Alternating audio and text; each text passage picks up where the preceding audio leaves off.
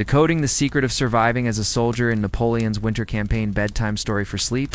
Hello everyone. Today, we are going to step into the most merciless season of Napoleon's winter campaign. A world where your lungs sting with each breath and your boots sink into snow that seems to stretch without end. Picture it. You shuffle forward in a line of hollow-eyed soldiers. Frost clinging to your lashes, your belly gnawing on itself because the rations are gone. You probably won't survive, this most didn't, but before we go too far, let's make a deal. So before you get too comfortable, take a moment to like the video and subscribe, but only if you really like what I do here. And while you're at it, drop a quick comment with your location and local time. I love seeing how far these stories travel across the world. Now, let's embark on today's secret history journey together. The crunch of ice underfoot is your constant companion, and every step feels heavier than the last. The man ahead of you stumbles, his musket slipping from fingers too numb to hold it. Behind you, someone mutters a prayer, and you almost laugh because prayers feel useless when the horizon is nothing but white and the enemy isn't just Russian soldiers, but the cold itself. Historians still debate whether Napoleon truly understood what he was dragging you into when he ordered the march deeper into Russia. They argue over whether arrogance blinded him or if he genuinely believed you could all endure the Russian winter. But you don't care about debates. You just care about whether the next village will have shelter, or if tonight you'll burn the last plank of your wagon wheels just to keep your hands from freezing off. You're not alone in this struggle. Armies across history faced the same torment, whether it was Roman legions gasping for air in alpine passes or medieval knights watching their horses drop dead in northern blizzards. Survival has never been about glory. It's always been about desperation, about finding scraps of warmth where there are none, about doing whatever it takes to live one more hour. You remember strange stories whispered along the march. A soldier stuffing straw into his coat until he looked like a walking scarecrow. Another chewing strips of bark because his teeth still needed something to bite, even when food was gone. Odd remedies passed down from peasants, mixing snow with vodka to trick the stomach into believing it was fed. No one could tell you if these things truly worked, but when death stalks you in every shadow, you cling to any secret, any ritual, any fragment of hope, and the cold isn't silent. It cracks trees until they explode like gunfire. It gnaws on metal until your musket is just a frozen stick. And it whispers to you at night that maybe it would be easier to lie down and stop moving. Some men did, sinking into the snow as if it were a feather bed, closing their eyes and never waking again. You tell yourself you won't be one of them, that you'll keep moving, that there must be some way to survive this, and yet the thought lingers. The strangest part is how the misery blends with awe. Look up, and the sky is brilliant with stars sharper than any blade, the moon casting a silver glow over endless plains. For a moment, you almost forget you're dying. You almost believe you're part of something timeless, like an ancient warrior wandering the earth in search of secrets. Because survival isn't just about meat and firewood, it's about stubbornness, about defiance, about telling the universe you refuse to vanish quietly. Even now, as your boots bleed into your socks and your fingers feel like glass about to shatter, you push forward. You've heard tales of soldiers who lived through nights colder than death itself, who learned secrets from old traditions stretching back centuries, who discovered that history doesn't just record victories, but also the strange tricks of men too stubborn to die. You will need those tricks, and soon. Because the snow is not ending, the cold is not relenting. And Napoleon's winter campaign is only beginning to reveal its secrets. The longer you march through Napoleon's winter campaign, the more you realize that every breath of frozen air feels like it belongs to another world. One where survival depends not on strategy or rank, but on ancient wisdom buried in the past. You grip your musket tighter, not because you expect to fight, but because holding on to something solid keeps you tethered to life. Around the campfires, men whisper of forgotten tricks, secrets passed down from armies that faced the cold long before you. The Romans spoke of layering wool beneath armor, wrapping strips of cloth around their feet, and carrying dried figs as emergency fuel for the body. Centuries later, Mongol horsemen galloped across the frozen steppe, their bellies lined with fermented mare's milk that gave them warmth and strength when the wind howled.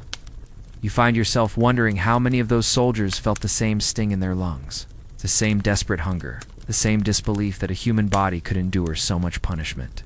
The truth is, you don't have to wonder for long. You feel it with every shiver. Historians still debate whether Napoleon's soldiers ever managed to adapt the tricks of earlier armies, whether they remembered the lessons carved into history's icy margins, or whether arrogance made them believe that sheer numbers and discipline could defeat the climate. But for you, debates mean nothing. What matters is the flicker of fire you coax out of damp wood, the tiny miracle of flame that promises you one more night. Fire is the oldest ally, older than emperors or generals. You huddle around it with men whose names you've already forgotten, each of you shoving frozen hands toward the warmth as if you could absorb enough heat to melt the snow around your heart. And yet even fire betrays you. It smokes, it sputters, it attracts unwanted eyes. Cossack raiders watch for your glow in the darkness, and you never know if tonight's flame will bring comfort or death. But still, you build it. You have no choice. You start to think of shelters, crude things made from snow packed into walls, from branches bent low to break the wind, from wagon wheels stripped and stacked. These aren't homes, not even close. They're tombs with a spark of defiance. Yet inside them, you survive. Inside them, you breathe air that isn't slicing your lungs in half. And when the fire burns too low, you press close to another soldier, ignoring pride, ignoring rank, because human warmth is as old as any strategy. And tonight, you cannot afford to die. Strange details stick with you in this nightmare. A man cutting strips of horsehide to chew just for the illusion of food. Another pouring snow into his boots to numb the pain of bleeding toes. These oddities don't make sense when you first hear them, but later, you catch yourself thinking, maybe that's the trick that will keep me alive tomorrow. The secrets aren't written in books. They live in desperate acts, in the foolish and the strange, in anything that can stretch life one more hour.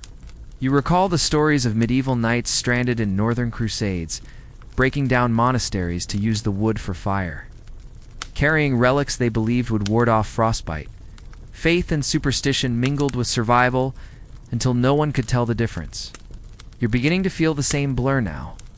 Every superstition sounds reasonable when the cold has already stolen men you shared bread with yesterday. The march doesn't pause. The snow doesn't ease. And yet you keep walking, haunted by the thought that the secrets of surviving Napoleon's winter campaign are not grand or noble. They are small, desperate, odd, and often humiliating. You'll realize that history won't remember these things. The official accounts will list battles and dates, generals and treaties. They won't tell how you stuffed straw into your boots. It's how you traded a wedding ring for half a loaf of frozen bread. How you sang old songs to distract yourself from the sound of wolves circling at night. But here, in the raw edge of survival, you know that these are the real victories. These are the truths buried beneath the glory, the kind of truths historians still argue over, but never quite capture. And tomorrow, when the snow crunches under your boots again, you'll remember those fires of the ancients, those scraps of wisdom, those fragile secrets that mean the difference between another dawn or a grave in the ice. You wake to the groan of the wind, a sound like a living creature, clawing at the canvas of your makeshift shelter, and the bitter taste of ice on your lips. Another day in Napoleon's winter campaign, another gamble with death.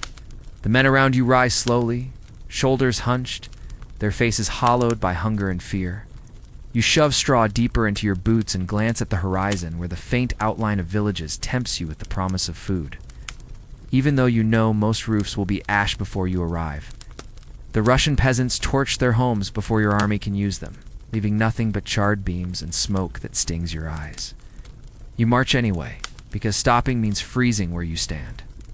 Along the way, you notice small things that ordinary soldiers might miss, bundles hidden beneath snowdrifts. Caches left by peasants who slipped away in the night. You dig through one and find turnips, shriveled but edible. Roots that taste like dirt and bitterness, but sit heavy in your stomach, a temporary salvation. Historians still debate whether these caches were traps or acts of mercy. whether the peasants despised you enough to lure you into ambush or pitied you enough to leave scraps. For you, intent doesn't matter. Food is food. And as you chew, you remember other survival tales whispered from faraway lands. On the Siberian steppe, hunters once drank broth brewed from pine needles to keep scurvy away. In the forests of northern Europe, Slavic healers used dried herbs and honey to fight frostbite. You think of Mongol raiders who packed fermented cheese into leather pouches, believing it carried the strength of their horses. Each fragment of lore feels like a lifeline, a clue in the puzzle of survival. You try to imitate them, plucking bark from birch trees, sucking sap until your tongue goes numb. It's strange, even laughable. But when your ribs show through your coat, dignity means nothing. You begin to notice how the Russian peasants move. They wear sheepskin turned inside out, fur trapping the heat close to their skin. They drink kvass thick as syrup, and their children chew bread so hard it could crack teeth. Yet it fills the belly longer than soft loaves ever could. You envy them. You envy even the Cossack raiders who swoop down like shadows, because at least they seem to thrive in this landscape, while you feel like an intruder punished for arrogance. And the cold, always the cold, presses in. It makes your fingers stiff around your musket, your breath rise in clouds that freeze in your beard. The nights are the worst. Men mutter prayers to saints, while others mutter curses at Napoleon himself. Some wrap coins in cloth and tie them around their necks as charms, believing the metal will guard them from frost. Others carve strange symbols into the snow, fragments of Slavic ritual they half remember from childhood tales. Historians still debate whether these superstitions offered comfort or genuine psychological survival. But to you, they are simply proof that in Napoleon's winter campaign, reason is as fragile as glass. Oddities cling to your memory. A soldier swears that chewing a strip of leather kept him alive through an entire blizzard. Another insists that rubbing snow on his face each morning kept frostbite at bay. A third, delirious with hunger, claims to see saints walking beside him in the snow, guiding him onward. You don't laugh at them. You've seen too much to laugh. Instead, you wonder if your mind will break the same way, and whether madness might be another form of survival. And so you keep marching, the wind pushing against your chest, your boots sliding on hidden ice. You tell yourself that somewhere in this endless white lies a secret older than Napoleon, a truth carried by peasants and raiders and wanderers of the steppe, a truth that might keep you breathing one more night. You cling to that hope, because without it, you are nothing but another frozen body left for the crows. And as you press on, you realize that survival in Napoleon's winter campaign isn't about victory or loyalty or even bots, about listening to the whispers of the steppe. The hidden knowledge buried in the snow, the strange secrets that refuse to die even when armies do. You hear it before you see it, a brittle cracking like glass shattering. Underfoot tan for one terrifying moment, you think the ice beneath you is about to swallow you whole. That is the sound of Napoleon's winter campaign tearing at your resolve, testing whether you will lunge forward or sink into the frozen abyss. The air burns as you inhale, a cruel reminder that even breathing is a battle now. Around you, men clutch at their coats stuffed with straw, their eyes darting as though demons walk beside them. Some mutter about charms sewn into their pockets. Others swear the odd ritual of rubbing frost on their cheeks keeps death away. You would laugh if your lips weren't cracked open and bleeding.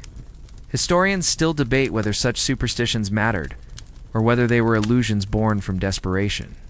Yet in that moment, staring at frostbitten fingers that barely move, you realize you two are searching for odd protections, anything that convinces you the end can be delayed. The march doesn't pause. Every step drags you past abandoned wagons, past the skeletons of horses gnawed clean by starving comrades, past the faces of men frozen mid-expression, as if carved into ice. You keep going because stopping feels like surrender, and surrender here is the only true death. The fire in your belly is long gone, replaced by a hollow ache that no ration can fill. You remember strange stories of nights, centuries ago? Trudging through the Baltic winter, stuffing moss into their armor to stop the chill. You recall tales of crusaders who clutched relics against their skin, believing divine warmth flowed from the bones of saints. Such oddities echo in your mind, not as distant myths but as instructions, as whispers across time. You tell yourself that if they survived, perhaps you can too. One man beside you pulls a small wooden idol from his pack, kissing it with cracked lips. Another ties strips of bark around his wrists, muttering that it will shield him from frostbite. Their eyes look wild, half-crazed, yet their steps steady. Maybe belief itself is the secret, the invisible cloak that lets them move when their bodies should collapse. The wind howls louder, throwing knives of snow into your face. You stumble into a half-burned barn, its roof blackened from Russian torches. Inside, men huddle together, coughing, groaning, whispering bargains with gods both known and forgotten. Someone swears that stuffing candle wax into his boots kept his toes alive. Another claims that sewing copper coins into his coat made him warmer. You want to dismiss these things, yet when you see the faint glow in their eyes, you realize that in Napoleon's winter campaign, the strangest rituals can be the strongest shields. Odd protections turn into your companions. You stuff scraps of parchment into your gloves, not caring that they're orders signed by generals. You bite on leather straps not just to fight hunger, but to keep your teeth from chattering themselves loose. And you whisper words you don't believe, prayers stitched from memory and fear. Because silence feels too much like death's embrace. Outside, the snow continues to fall, endless, merciless. You think of deserts where caravans once survived sandstorms by wrapping their heads in soaked cloth. Of Himalayan monks who meditated through blizzards until their skin steamed. Survival has always required oddities, things that make no sense to outsiders but mean life to those in the storm. You start to see patterns. Every soldier across every era reached for something strange when death pressed close. Maybe that is the true secret, that history's odd protections aren't about magic or superstition, but about the human refusal to lie down and die without a fight. You clutch your musket like a relic, press your body against the wall of the ruined barn, and tell yourself that this night will pass. The dawn will come, and with it another chance to shuffle forward, another chance to carve your name into the frozen ledger of those who survived Napoleon's winter campaign. The cold is not finished with you yet, but neither are you finished with it. And somewhere deep inside, beneath the frost and fear, you realize that survival itself is the strangest charm of all. The snow blinds you as you push forward. Yet in the haze of white, you begin to see echoes not just of Europe, but of faraway worlds. You think of how soldiers in Napoleon's winter campaign were not the first to suffer under skies that seemed determined to crush men into dust. Long before your boots broke apart on Russian ice, desert caravans in Africa marched under suns that seared skin raw. Their camels collapsing in dunes were the wind-carved waves as merciless as blizzards. They survived by chewing dried dates, drinking milk thick with fat, and tying strips of cloth across their faces until every breath became a shield against sand. The principle was the same as yours: adaptation or death. Your mind drifts eastward, 2 monks hidden in the Himalayas who wrapped themselves in robes and sat cross-legged in caves where the cold could kill in minutes. They trained their bodies to create heat, a secret practice so mysterious that historians still debate whether it was meditation, trick of the mind, or something deeper. You imagine their breath misting in frozen caverns. It's a rhythm of survival that Napoleon's soldiers would have given anything to learn. You taste bitterness in your mouth and realize it isn't hunger, but envy. These men, scattered across continents and centuries, had secrets your army never carried. Yet fragments of those traditions sometimes reached you on the march. A comrade mutters that chewing willow bark eases fever, a knowledge stolen from distant healers. Another insists that boiling pine needles into a sour tea can keep scurvy away. You try it once, gagging on the sharp taste, but hours later your body feels steadier. You wonder if this is how wisdom travels, not through books or generals, but through scraps of survival traded from Africa to Asia to Europe, lucked into the memories of wandering souls. Oddities cling to you in this endless march. Someone pulls out a pouch of spices looted from a caravan long before the snow set in. He sprinkles it over boiled horseflesh, and suddenly the stink turns into something edible, even comforting. Another soldier ties strips of silk under his arms, swearing the softness keeps frost from eating into his skin. These are not tactics Napoleon planned. These are lessons stolen from strangers in faraway lands. And in the swirling snow, you realize that history's true map is written not in borders, but in the shared desperation of men who refuse to vanish. You recall the stories of sailors trapped in the South Pacific, surviving on coconuts cracked with bleeding hands, and of explorers in South America eating roasted ants to push their bodies one more mile through the jungle.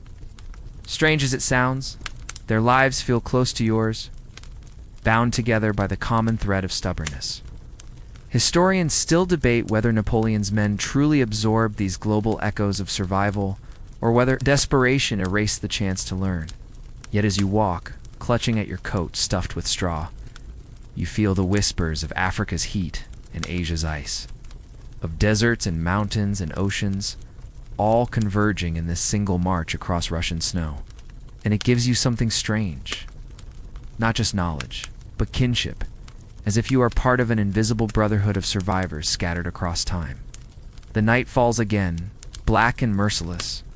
You huddle near the fire, chewing frozen bread so hard it cracks your teeth. But in your mind you see the camel caravans, the Himalayan monks, the sailors on distant seas. Their struggles echo yours, their odd secrets now yours to borrow.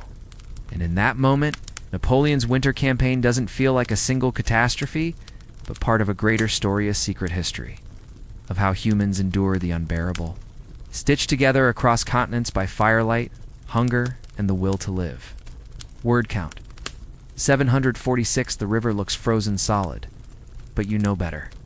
One wrong step and the ice will swallow you, dragging you under into black water colder than steel. This is the moment Napoleon's winter campaign turns from torment into outright betrayal. For even the ground beneath your feet cannot be trusted. You inch forward with the others, breath-catching, watching cracks race across the ice like lightning bolts. A man just ahead slips, plunges through with a scream cut short by the current, and within seconds the surface seals over as if he never existed. That is the kind of death waiting for you with every step. You push on because retreat is no safer. Behind you lie villages burned to ash, fields stripped bare, forests cut down for firewood. Ahead of you is nothing but more snow, more hunger, more silence, broken only by the groans of men too tired to curse anymore. The betrayal isn't just the land, it is the sky, the wind, even your own body turning against you. Historians still debate whether Napoleon underestimated this elemental war, or whether he believed sheer willpower could conquer frost and starvation. But here, among the wreckage of men and horses, there is no debate. The betrayal is real, and it is merciless. You remember how your officers once promised supplies, promised warmth, promised victory? Now you gnaw on scraps of horseflesh, meat so tough and rancid it clings to your throat like rope. You break icicles from branches and let them melt on your tongue because there is no water. Every swallow feels like a punishment, but the alternative is worse. Some soldiers whisper about eating leather belts, about boiling boots into foul broth. You laugh bitterly until the day comes when you consider it yourself. Odd details haunt you in this march through betrayal. A man ties cloth over his face and paints soot around his eyes to shield against the glare of snow. Another rips pages from a Bible, not to read but to stuff into his coat for insulation. Someone else carves tiny notches into a stick, counting days not of triumph, but of survival. These strange habits are all that stand between sanity and collapse. The nights are crueler. Wolves howl in the distance, their cries blending with the wind until you cannot tell what is animal and what is human.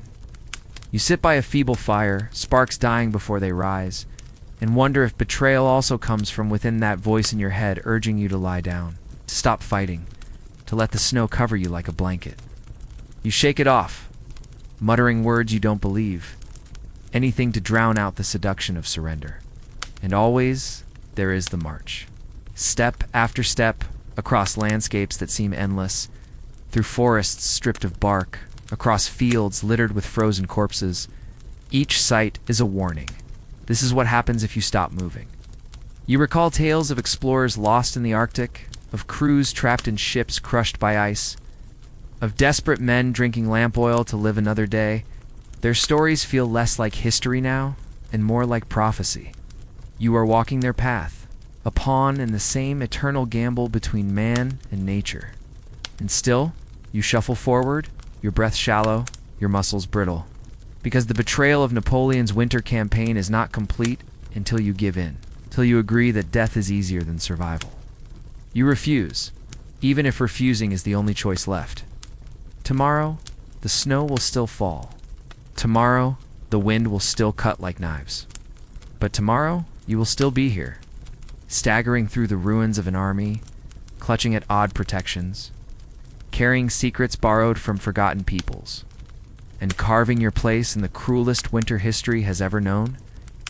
The snow softens under moonlight, turning the battlefield into something that almost looks peaceful, though you know it is nothing but a graveyard stretched across endless miles.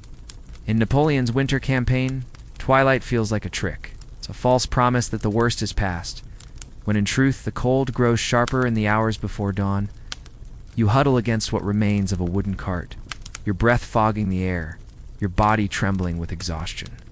Around you, men whisper strange stories of comrades who wandered off into the snow and returned days later alive, claiming they followed a wolf that led them to shelter, or of others who swore they were kept warm by visions of family walking beside them. Historians still debate whether these accounts were hallucinations born of frostbite and hunger, or genuine tales of survival against reason itself. For you, they are neither miracle nor madness. They are simply proof that survival is not always logical. You think of the odd details you've seen: soldiers sewing copper coins into their sleeves, others pressing wax into boots, a man chewing on frozen leather as if it were meat. These are not glorious acts, but they are the real secrets of enduring Napoleon's winter campaign. The fragments of human stubbornness that no official history records. The grand narratives will speak of battles, of generals, of treaties signed in warm halls far from here. But the truth is this: the campaign was survived by scraps, by rituals, by whispers, by men too obstinate to die when everything around them insisted they should. You shuffle forward the next morning, feet numb, eyes half closed, and you realize the lesson is bigger than victory or defeat. Across time and across lands, from African deserts to Himalayan peaks, from medieval crusades to Roman legions, the secret of surviving is never in gloriet, is in refusing to let despair claim the final word. Oddly enough, you smile at the thought, not because you feel joy, but because you understand that in this frozen ruin you are part of something timeless. You carry the same fire as the ancient wanderers, the same grit as nameless peasants, the same quiet defiance as every forgotten soldier who chose to keep walking. That is the hidden legacy of Napoleon's winter campaign, not triumph, not empire, but survival itself, etched into history's coldest night. And even as your body weakens, the realization keeps you upright. You whisper it to yourself as the snow falls again, as the wolves circle, as the horizon disappears into why two will endure. You will continue, because the greatest secret is that survival is its own victory. Now, slow down. Let me leave you gently. The snowdrifts no longer bite. They simply float, soft and quiet, settling into silence like a lullaby. Your breath no longer races, but evens out, slow and steady, as though the winter itself has finally loosened its grip. The fires fade into embers, but they glow warmly, casting shadows that no longer threaten but soothe. You feel yourself leaning back, not into despair, but into rest, carried by the rhythm of countless stories that came before you.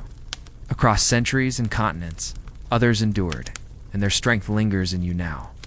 Close your eyes, let the last images blur, and know that history has a way of cradling those who survive. Tonight, you are safe. Tomorrow, you will wake again. For now, breathe deeply. Let the silence fold around you and drift away. End of script. Wishing you much joy and health.